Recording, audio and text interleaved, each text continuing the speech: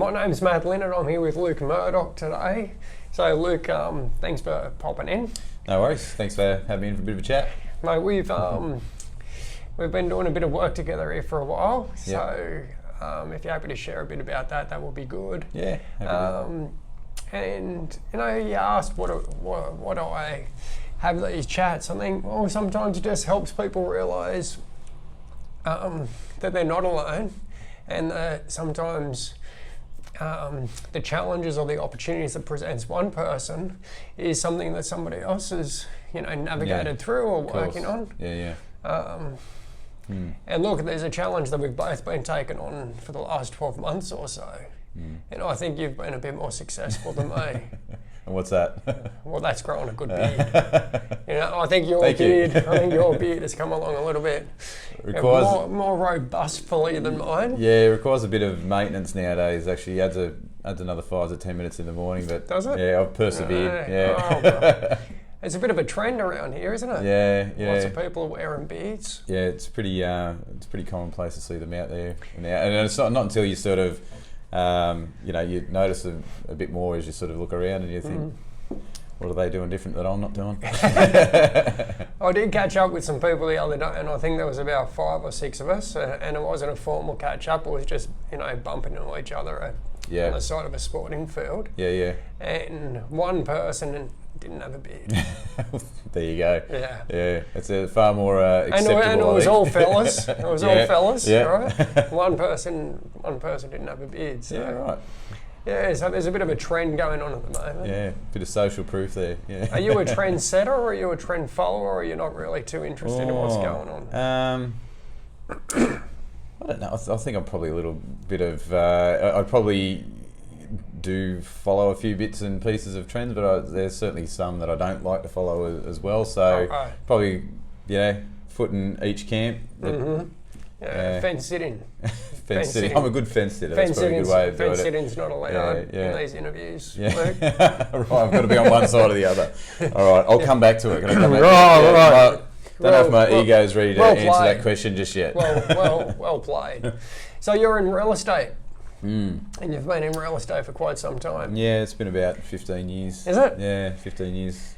Yeah. All right. Yeah. Got into it when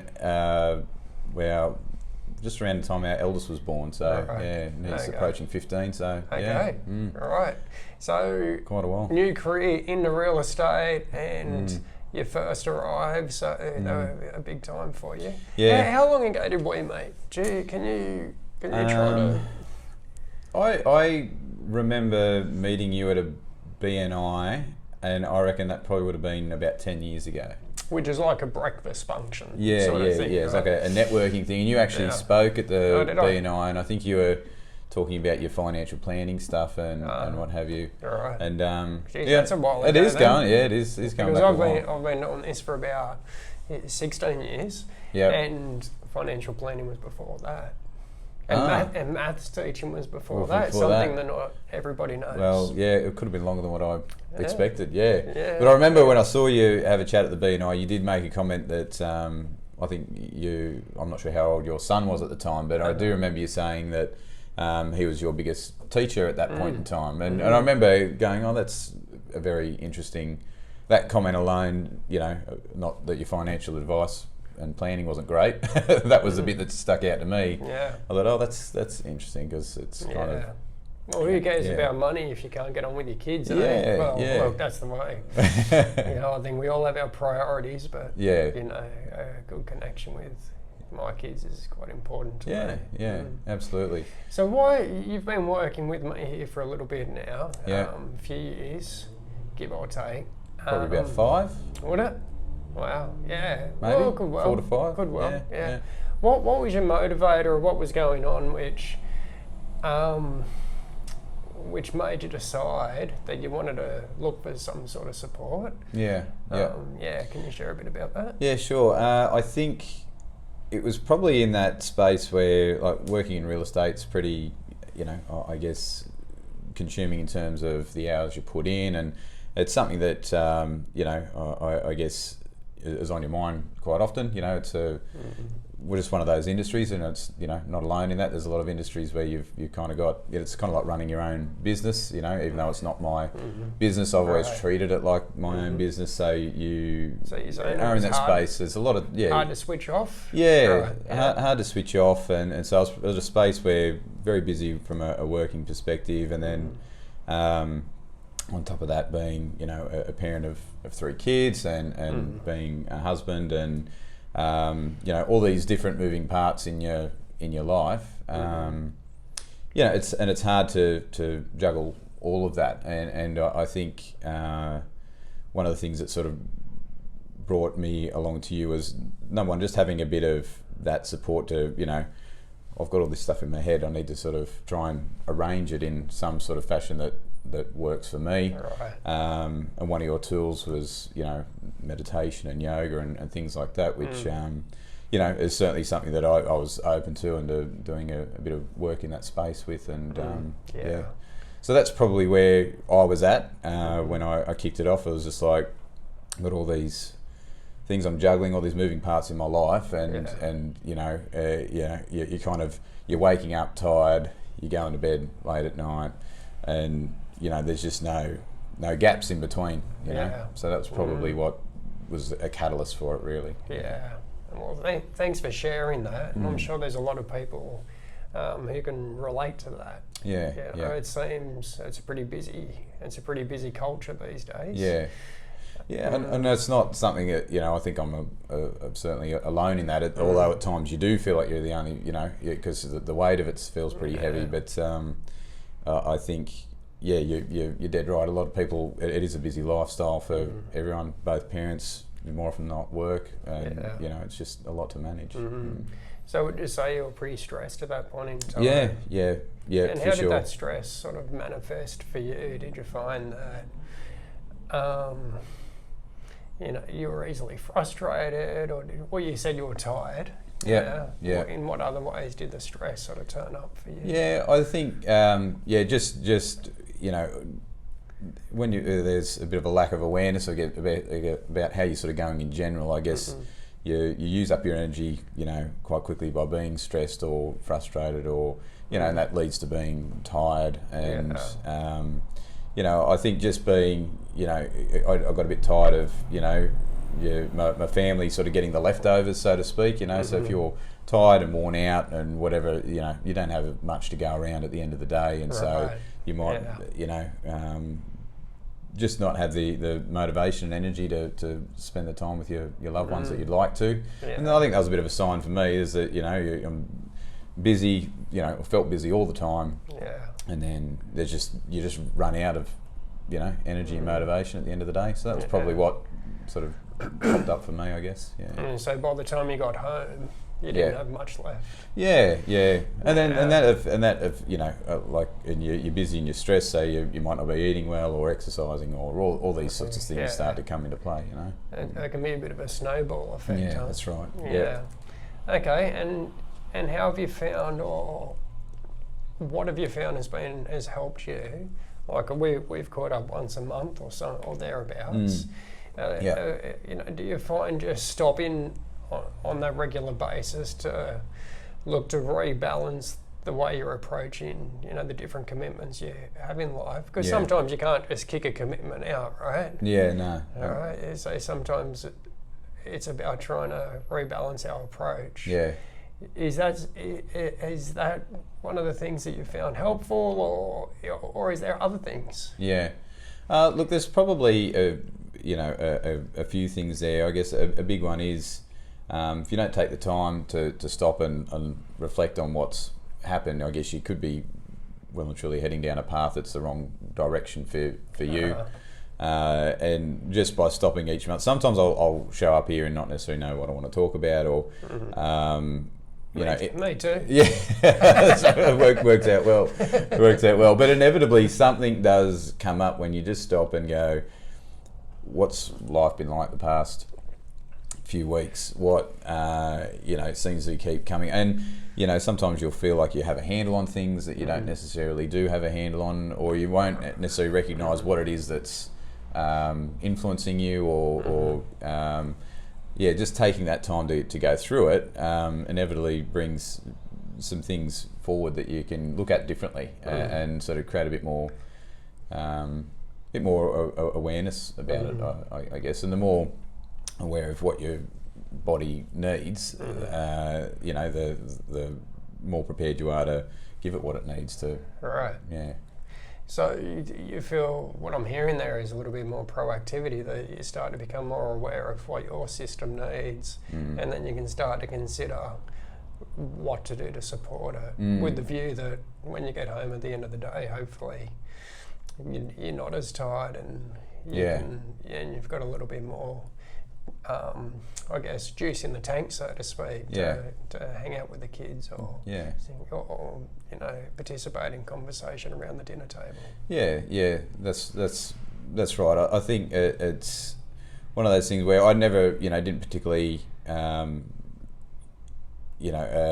think of things in terms of what to everything is obviously related, and in terms of your health and what you eat and your mental well-being and all those bits and pieces, it's all connected in one way or another. And I guess at that time when I first started, I guess apart from having a lot on my plate and feeling a bit stuck with it, I didn't I just didn't have the awareness of all the moving parts that were probably impacting and influencing that, and taking the time to slot a few things into the day or the week that are probably going to make a benefit to me overall. And it's literally such an ongoing thing. I mean, even now there's so much that I can see that will help me, and you just need to sort of build that into your life to sort of get things moving forward. But you've got to start on that journey that I guess you have a bit of an inkling that I think there's something here that will help me. You don't necessarily know what it is or how to discover it or uncover it or whatever, but you start to, you just follow that sort of inkling that this is helping me, and it keeps leading you to the next step. And you still have you still have a young family, you still have business commitments, so you still have quite a lot in your life. So how do you feel like you've benefited? How do you feel like working here has helped you? Could you articulate that? Is that something that you could kind of put your finger on, or is it a bit hard? I can probably give a few thoughts around I guess what's probably come about and helped me the most. And I think one of them is that you do have all these roles, a parent, your business, a husband, a member of the community, then the kids with soccer, the soccer community, all these sorts of things sort of spawn from that. And I guess just the awareness from myself that doesn't mean I need to be 5 different people all the time. That's unsustainable, and it's not a healthy way to sort of think or feel. And it's how you approach, where are you coming from when you approach each of those roles in your life. If you're coming from the right place, or a place that's a bit more feels aligned with you, all of those things become infinitely easier.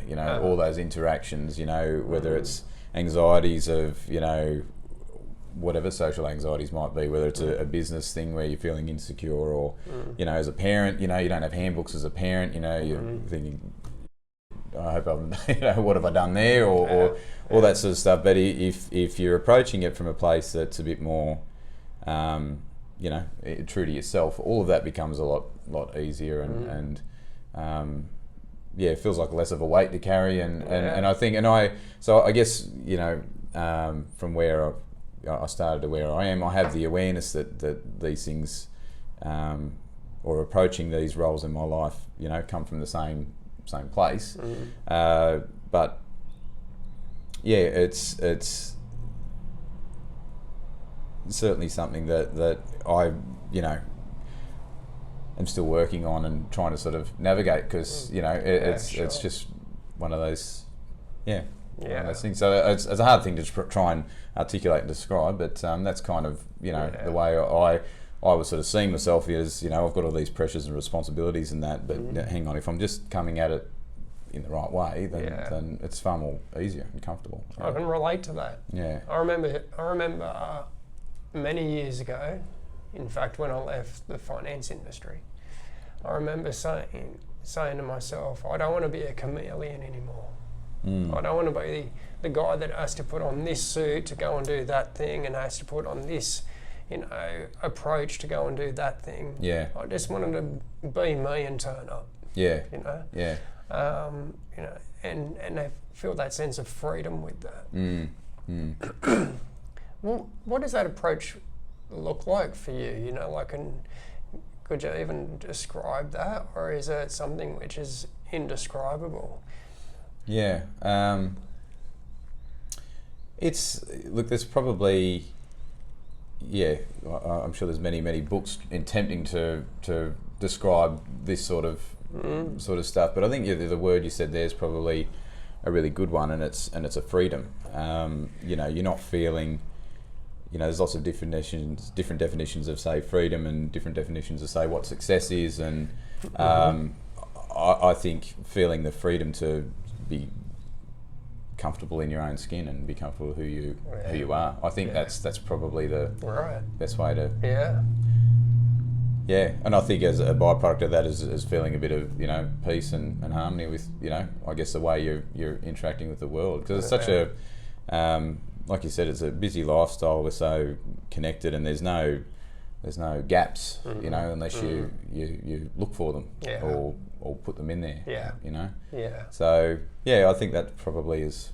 And would you say that's one of the ways you've benefited? You feel a little bit more at ease? I have no doubt that sometimes you'll still be challenged. Oh, for sure, all the time. You're in a tricky industry. So even within those challenges, are you saying you feel like there's a broader sense of, this will all be okay, this will work out, more peace and ease within your system, such that you come back to that maybe a little bit more readily compared to where you were?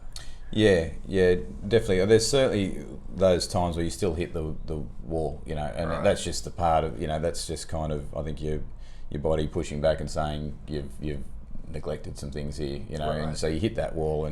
But I do find it happens a little less frequently when you're just got that perspective, I think, correct, in terms of the where you're at the moment. Obviously, if you've got a lot of work on, busy with kids, all that sort of stuff, obviously that's going to be taxing on your, on your system over a period of time, and you need to recognise that and say, okay, well, I probably will, be a little bit stretched, but if I do things like exercising or playing the guitar or whatever, it kind of fills the cup back up. So if I find times to put that into the day, that'll make a massive difference. Right. So you're telling me that you're not quite enlightened? No. Right. Not sure if I'll ever get there. But you've got some tools and some techniques and an awareness of what you really need to do in order to look after your system. Yeah. So you can turn up as dad and husband and next door neighbour and in a way that feels good for you. Yeah, and it's all the same. Great. Yeah, and it's all, and I think just that awareness that's okay to show up as myself in all those situations. Yeah. And it's nice when and it doesn't happen all the time. I'll certainly leave appointments and go, for whatever reason, I just was, I wasn't kind of where I needed to be. Whether it's mentally or whatever the word is, but then you leave other meetings where you go, that was good, What do you do? So you're telling me you're coming out from a meeting and you go, I didn't kind of feel it, well, that's what I'm hearing. I didn't kind of get in the groove, so to speak. Is that, what do you do when you realise that? Is that something that you just kind of roll with, or is that something that you go and make lots of notes about what you have to do better next time? Yeah. you know, I guess what I'm asking is, you know, how harsh are you on yourself in the sense of self-assessment or self-evaluation? Because in your industry of real estate, perception, you know, and presentation are such big things. Yeah, for sure. And, you know, it's a constant, you know, the competitive nature of it is that we're driven to completely compare ourselves to everybody else all the time. Right. You know, and that's not isolated just to this job, but it is a constant sense of that. So, your question was, you know, how do I, or if I have a meeting and it, you know, I walk away from it going, wasn't quite right, and I probably don't have the, you know, I don't sit down and sort of, you know, reflect on it immediately or anything like that. But I guess I take stock of what went happen. I guess I mentally reflect on how it went, and I think inevitably it's just a bit, it's just one of those reminders that, you know, you probably weren't present with what was going on at that time, and it's interesting whether it's work or at home or whatever. If you're not present, you're not really engaged in what's happening. Yeah, I like the word you use. It's a reminder. You know, Yeah. so it's not something to beat yourself up about, but it's a reminder of kind of going, yeah, I was just a bit here, and my feeling is I'd prefer to sort of be playing from this position a little bit. Yeah. Talk to me about comparison, because you just mentioned that there's a tendency in the industry that you work in to encourage comparison. We've talked about it a little bit here. Where are you up to with that? You know, do you see comparison as your friend, or do you see it as something which can raise difficulties? Yeah, I think for the look, it's one of those. I think it's a torment, you know, that's been there for, you know, and I as I said, it's probably not specifically industry related, but probably it's highlighted in working in real estate. It's a competitive industry, and so it is a bit of a torment at times when you know, things aren't going great. But if things are going great, then you know, and it's that old roller coaster of you know, being up and down emotionally all the time, which is, you know, taxing on your energy and quite draining. And that, so I was trying to find that happy medium that, you know, I don't need to be stressed to the eyeballs to do this job. You know, it's not as that, you know, that's not a prerequisite to be in any job that I need to be stressed or anxious about it. But it's so it's an interesting thing there. But I think everybody, you know, compares their life with, you know, friends and family, and that inevitably leads to conflict. You know, and you sort of think, well, you know, I want what they've got, or I want this, or whatever. But you know, I guess the real question is, why do you want that? You know, is it something that you really want, or is it just a, I don't know, a stature thing, or I don't know. Yeah, I see this a lot. Is that people are in comparison and try to figure out if they're doing well. Yeah. Instead of just asking themselves. You see, I think a lot of parents can experience this. You know, are they doing a good job as a parent based on how their kids are going, or business people. You know, maybe based on the size of business, or even comparison, I suppose, happens physically as well. You know, you've got a great beard there, mate. Sure, that's where we started the whole conversation. So if I was worried about my beard relative to your beard, that is tormenting. But what does it really matter at the end? I guess it's, you know. I think there's an expression I heard years ago, which is, great liberation comes when you can be happy for another person's happiness. Yeah. You know? Just, you know, I think your beard's great, and just to be happy for you. Yeah. So it's not about me. Yeah. You know, and you know, if you see someone else's kid doing well, you know, you're stoked with that for them. Even if your kid got second in the race and their kid got first. Yeah. I know you always have that. I think everyone has those feelings and goes through them, but it's a good way to approach life if you can be in that space, you know. Well, the comparison's a trap, right? Yeah. the comparison's a trap, because often we're comparing ourselves against something else, which it's not fair to compare against that. Yeah. In saying that, reflection on what suits me or what suits you, and how aligned is my lifestyle, and you know, and the choices I make in that, how aligned is that relative to your deeper needs. So hopefully you feel like we've made some progress in that. Yeah, I think so. Yeah. And I think too, and as you're just saying too, for whatever reason, what's come up then, you know, for those fortunate enough that, you know, we've got, you know, kids with grandparents still in their life as well, you know, their involvement with their perspective is different to, I guess, as we are going through life raising our kids as they did at their age. You know, I think the support they can give, you know, us and grandkids and things like that is a different perspective to what we're going through as the you know, as the parents now. So it's nice, isn't it, to sort of build that sense of almost like tribe support around people. Mind you, at the same time, I think there's balance in that too. You know, like if you're 60, 70, 80 years of age, and you know, maybe you do just want to cruise around the country or something like that for a while. You know, as well as maybe get along and spend some time with the grandkids if you're fortunate enough, you know, to have those types of relationships.